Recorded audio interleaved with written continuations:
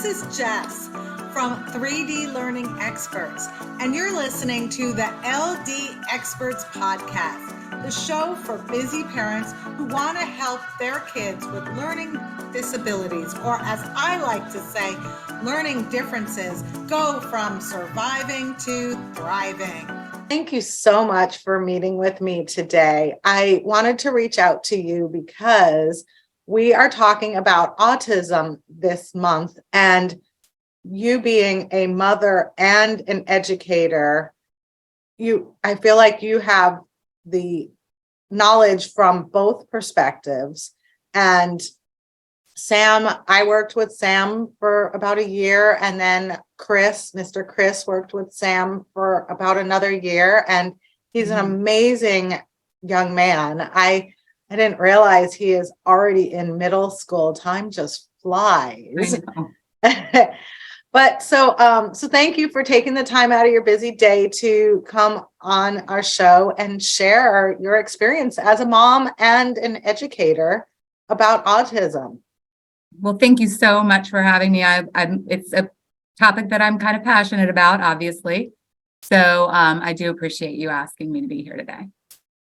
Well, and autism has a stigma I've really noticed even in myself, because I'm a self-diagnosed dyslexic, but I'm also a self-diagnosed autistic person.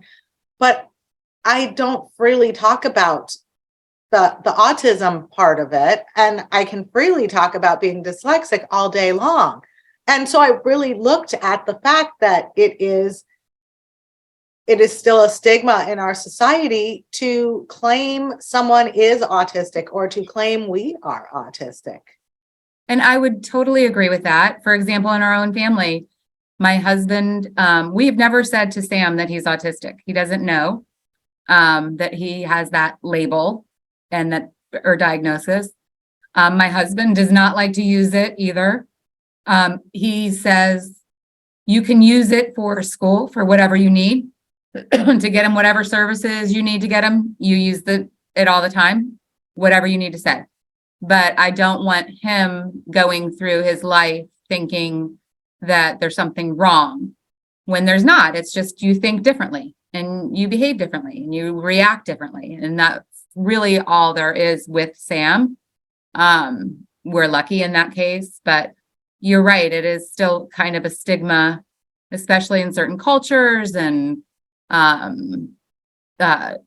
people, I don't know. I think that they think that as soon as they hear the word autistic, that a child can't talk and they're, nonverbal, but that doesn't necessarily that's not my son. So, but my son definitely has autism. So.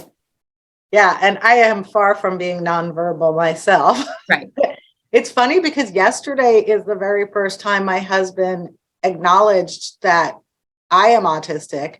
And he said something to me while we were standing in the kitchen. And like at the exact same moment, I noticed that his coffee bar area was askew. And I went to go fix it while we were having a conversation. And he's like, yeah, there's your autism. And, OCD, autism, I don't know, where the two, deviate, but Exactly. but definitely I think autistic people are very OCD about lots of things. Mm-hmm. And autism, like dyslexia, varies from person to person. Exactly. Oh, I was going to ask, so does Sam know he's dyslexic? Yes, he does know that. So that's not something that your husband is concerned about him identifying with? No, I mean, Sam needed to understand why he was having such difficulty reading in a classroom and, understanding the words, especially because, he's very verbal and he likes to read. Like I read to him a lot. He's had a ton of audiobooks, so he's very well read, actually, probably more so than most of the children at his school, because I try to include classics and all the things. So it was frustrating for him to not understand why he couldn't read the words that everybody else could. Mm-hmm. So we needed to talk about that. So I found a video online and I showed it to him, and it was like almost like a cartoon, but I let him watch it, and it was talking about your brain and how your brain doesn't talk to each other, both sides, don't make that connection. And after he watched it, he goes, Mom, that's just like me. And I was like, exactly. You have that. You have dyslexia. And he also has dyscalculia and developmental coordination disorder. And so I always say we have all the disses. So, yeah, but so it just helps for him to understand that it's just the way his brain works. And so, you don't find it necessary to help him understand maybe why he has a harder time making friends or things like that? It doesn't seem to bother him right now. So, and we've had ABA therapy in the past. And I've had therapists, his like BCBAs, for example, have described to me, like, for him, it's not important. It's important for me. And it hurts me when he's not friendly with somebody, or he doesn't want to talk to anybody at the cafeteria. When he was having recess, he wasn't playing with anybody. He just liked to wander around by himself. But she let me understand, or helped me to understand, that for him, that's a brain break.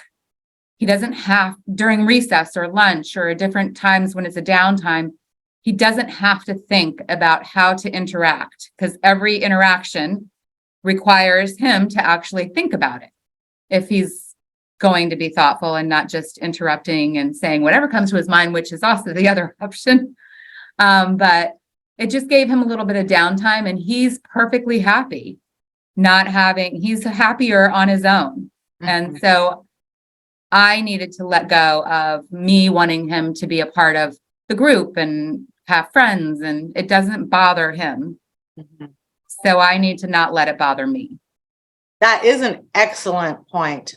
I had that conversation with my uncle several years ago when my oldest son was leaving for college, and it wasn't a thought of autism, it was a thought of being an introvert. Mm-hmm. But we now know that my oldest son is also on the spectrum, and perhaps my uncle is as well. But he said, does it bother him? And I was like, no, but it bothered us. We wanted him to be more mm-hmm. social. And so, how old was Sam when you discovered that he was autistic? So he was 8, almost 9. I had always kind of thought that he was on the spectrum, because I'm in a school and there's kids all around me all the time, and I kind of always thought that he was. And I had approached his pediatricians and all, and every pediatrician when he was younger would say, nope, he's too social. Nope, he's making eye contact. Nope, he's fine. He was diagnosed with ADHD when he was 6. I think kindergarten, first grade, we got him and we put him on medication for that. But again, still, and I was going to a specialist at that. I was seeing a specialist for developmental delay because he'd had an IEP since he was 18 months with the speech delay. And we had him under developmental delay. And but it was mainly just for speech and a little bit of social stuff, for that social piece of speaking. But the specialist, I had put myself on a list to have him tested at Kennedy Krieger, which is part of Johns Hopkins Institute. So one of the best places that you can take your kid in the world, actually, because in the waiting room, there's people from all over the world for any kind of, it's not just autism, but for any kind of childhood illness or anything. So I had put my name on that list because when you have a child with autism, you're on lots of lists for a very long time to get into specialists. And so I had called and asked to have him evaluated, and I had to wait probably between 6 and 8 months, was actually isn't that long, comparatively speaking. But in the meantime, one of his specialists at Children's Hospital from out of DC was where he sees a specialist from there. She brought it up. She said, I really think that it might be time for us to maybe think about autism. Because up until that point, we just kept going with ADHD and not autism. But we ended up taking him, and I said, I'm already on a list. And she was like, perfect. So she could have done the testing there, but since I was going to Kennedy Krieger, she said, every doctor that's here at Children's was trained at Kennedy Krieger, so go there. So we went, and I took him to Baltimore, and we spent a whole day getting tested. My husband and I had a ton of surveys and forms to fill out as well. And at the end of the day, it was an 8-hour day. And at the end of that day, they brought us in, and she told us that he definitely had autism and also the dyslexia. So we learned that as well on that appointment. So it was one of those kind of bittersweet. I knew it in my heart that there was something off, and I knew. But I was holding on to hope that some of his doctors were correct, and like he didn't have that. So it was almost a little bit of relief to know that, okay, now I know exactly what I'm dealing with. So, and I was fortunate because I already had him in speech. I already had him in a private speech as well as speech in the school. I already had him in a social skills group. I was already doing all of the things as if I already had that diagnosis, just because I wanted to be able to help my son. So the doctor that we saw at Kennedy Krieger told me at that point that I don't want you to feel bad for not knowing until now, because you've already done all of the things that I would have told you to do anyway. So that was a little bit of a blessing there. And I'm remembering now when I was tutoring Sam, he was going to a social class. And so was that at the point when you were still trying to when you were all together? Yeah. Yeah. When you hadn't accepted that he didn't really care about being social? Yeah. So I had him in a social skills group just to help him figure out how to make friends and how to have those interactions and all of those things. It was a little group of boys. And it ended up being great because it ended up being his BCBA later when they offered ABA services from that counseling session or that counseling office. And so she already knew him, and she knew about his little quirkiness and was able to really get some good goals set up for him once he had that diagnosis and we could get ABA therapy, which I did to that as well. He's never had a ton. He's usually only about 4 hours a week. During the summer, I did a little bit more.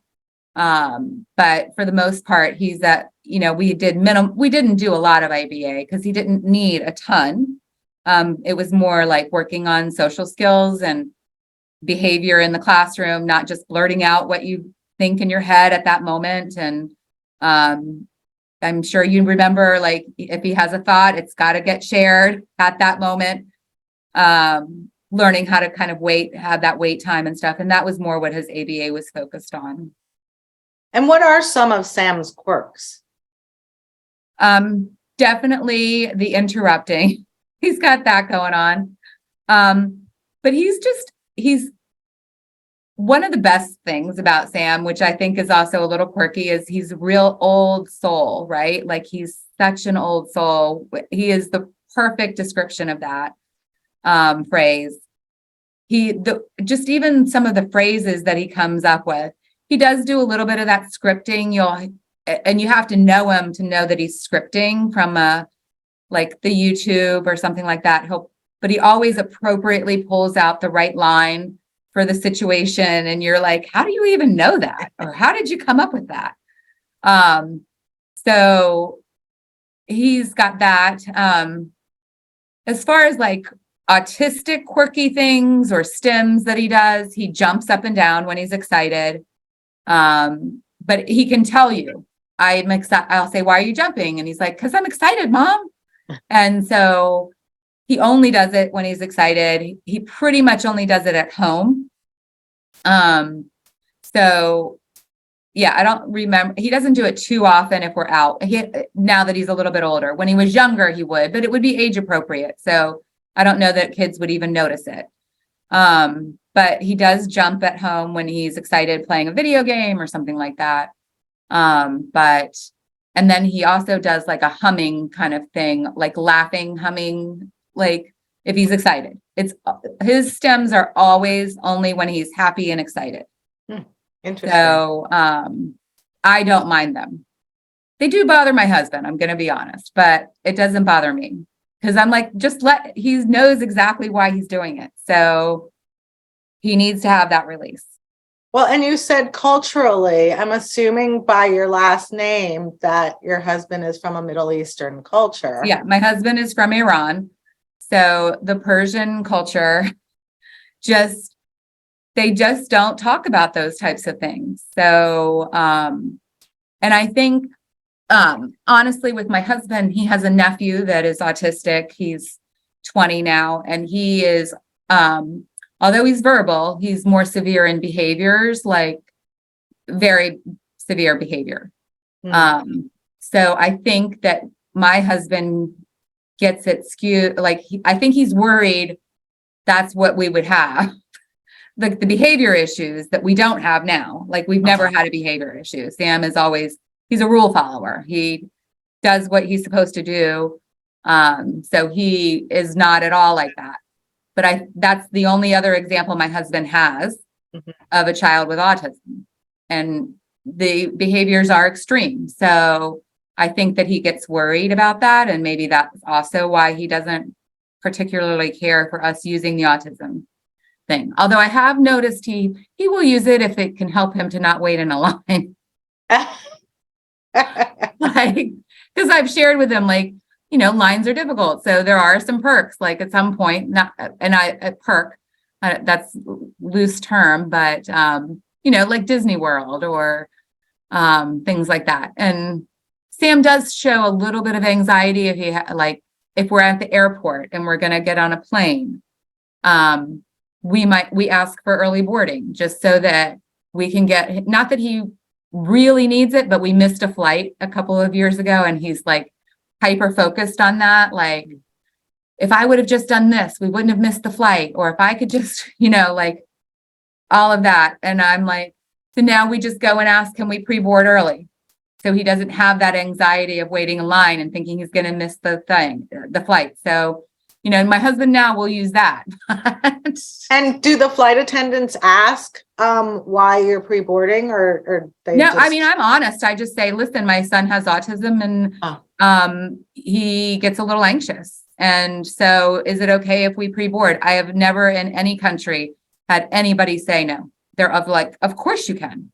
And so when you say that, Sam's not right there, I'm assuming. Mm-mm. Oh, okay. No.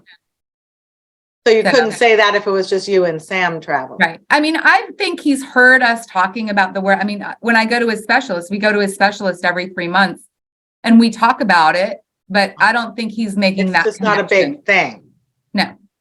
Which is good. I mean, yeah. I know for my son, it's not a big thing either. And it became nice to know why he did certain things. Because he didn't find out until he was 24. Right. So, I mean, I have a book at home ready to share with Sam, but, and I probably will maybe after this school year, maybe my plan is for him to go to virtual high school, because I don't think that he's ready to take on the high school age group peers.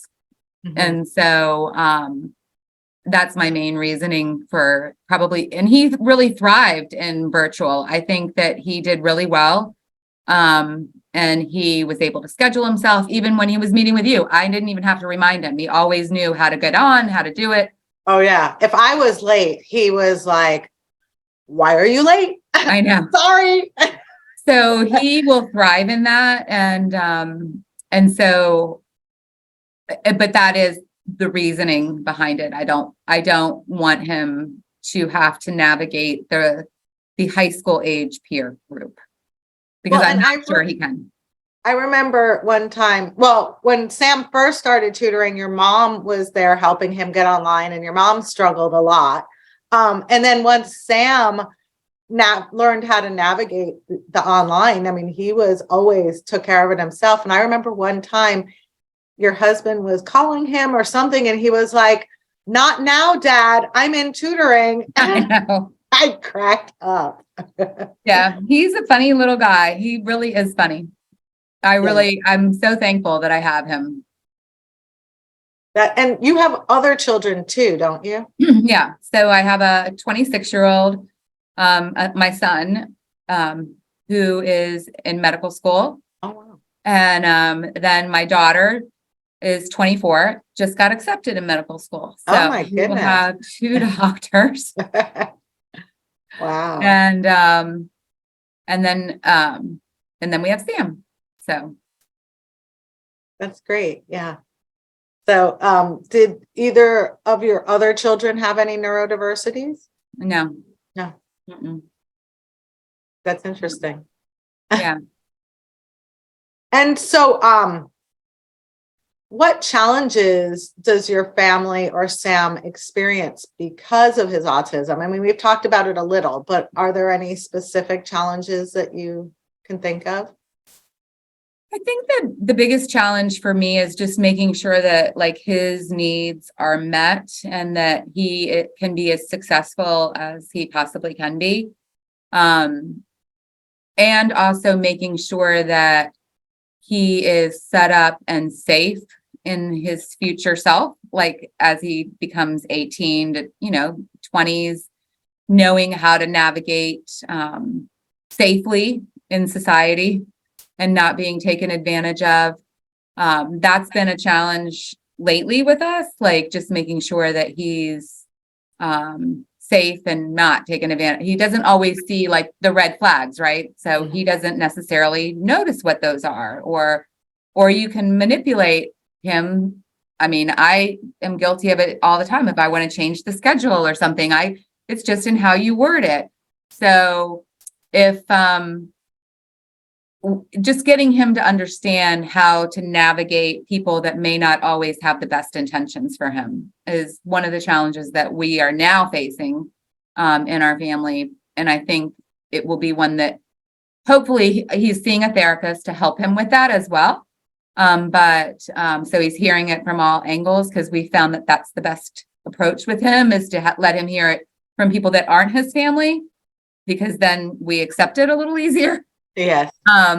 So we're doing that, but I think that's one of the main things, is just making sure that he's going to be healthy and safe and successful when he's older, and making sure that we do everything that we can now to ensure that happens. And so what are your expectations for him in the future? Do you think he might become a doctor like his siblings? And that's what he wants to do. And that's what he says. We'll see. I don't know. He always has said, and he says it all the time, like, I'm going to be a doctor in outer space. So we're going to go, but Mom, I'm going to need you to come with me, because you're going to have to help me with my stuff. So, or when he talks about going to college, he's like, Mom, you're going to need to come with me so you can help me if I can't read some of the stuff, or like make sure I can get to the right place. Although he's very good at reading maps and knowing things. He's very good at like directional stuff. So, but he's always saying, you have to come with me, Mom. So you can help me read the words that I can't. But hopefully that will be fixed by then. And there's a program we visited. Well, and my youngest son went to the summer program, and I can't remember the name of it offhand, but they are located at various college campuses. And so they help kids who are autistic with a lot of their little getting adjusted, because mom isn't going to Right. necessarily be there with them. So, Right. So yeah, I don't know.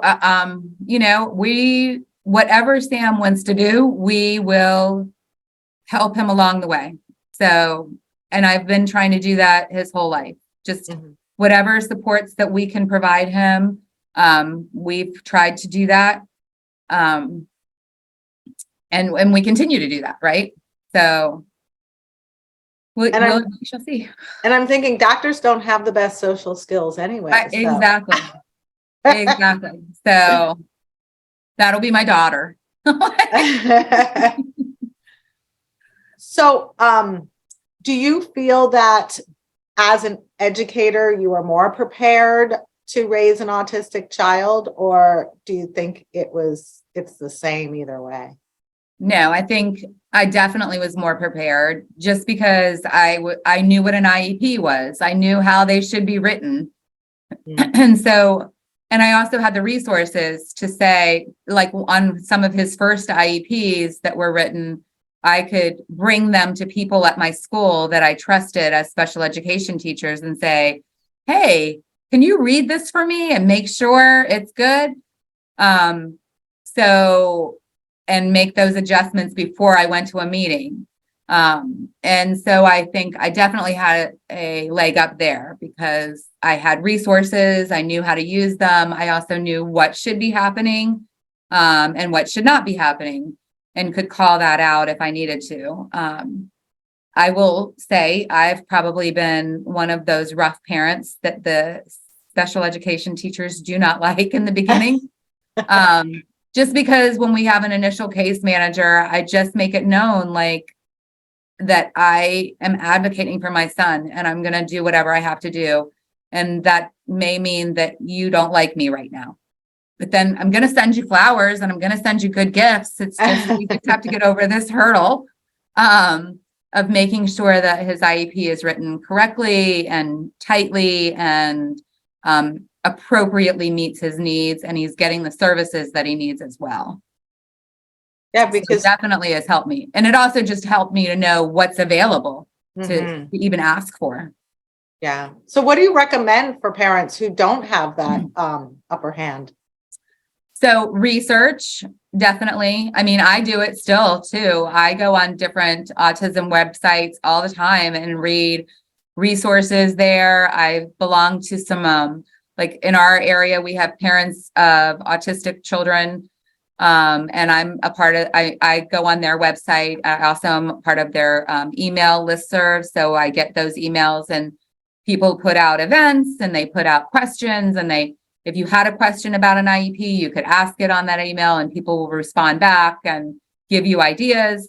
So that's just being a part of communities helps you, I think, to just get more knowledge and talking to other parents.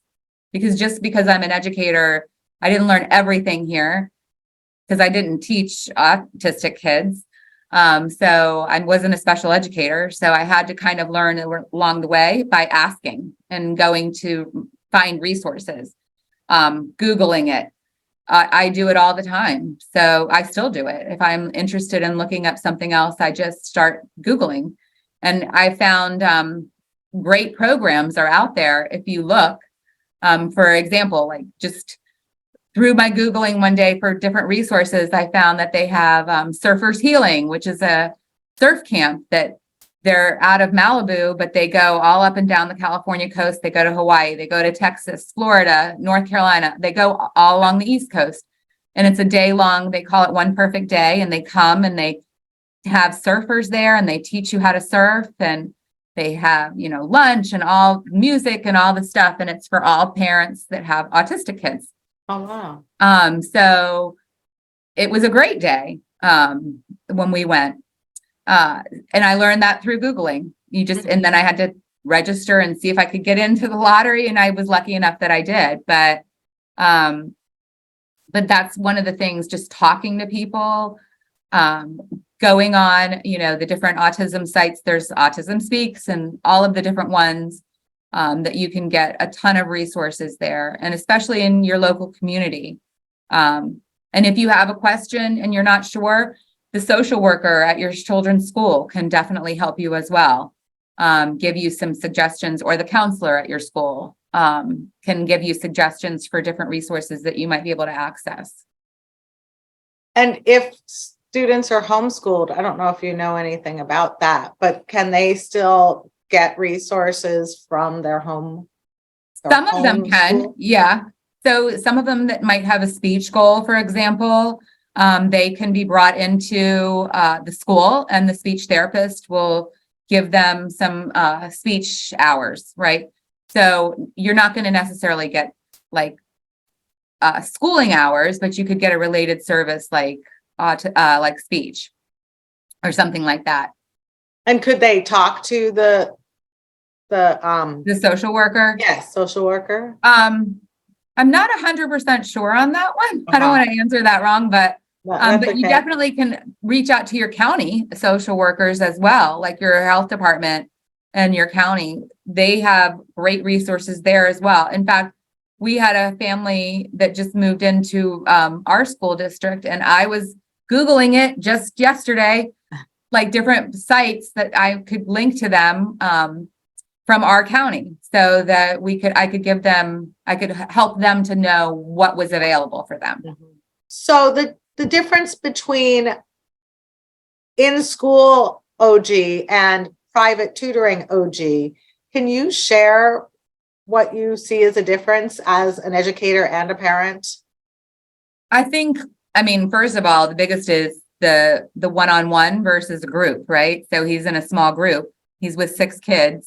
How much one-on-one instruction is he truly getting? Probably not very much. So I think for me, having that one-on-one with him to help him progress and stay focused and have to be an active participant and not checked out while the other kid's talking is the biggest difference for me, and why I think it was worth it, to have the tutoring. And I will, at the beginning of this year, his teacher was an OG trained person who was doing everything with Fidelity.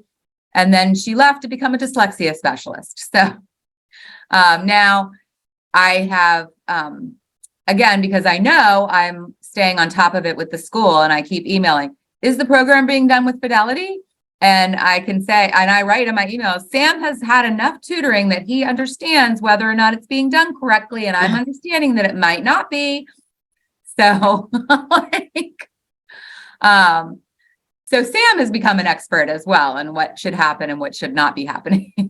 But I think the biggest takeaway for me is that individual learning. I think that that's the most beneficial part of it for us, was to keep him focused and on task. That's awesome. Thank you so much. Mm-hmm. All right. Well, I appreciate you taking the time with me to do this interview. Well, thank you so much for asking me. I really am honored. It's very nice of you. So, and it's been a pleasure. Okay. I'll talk to you soon.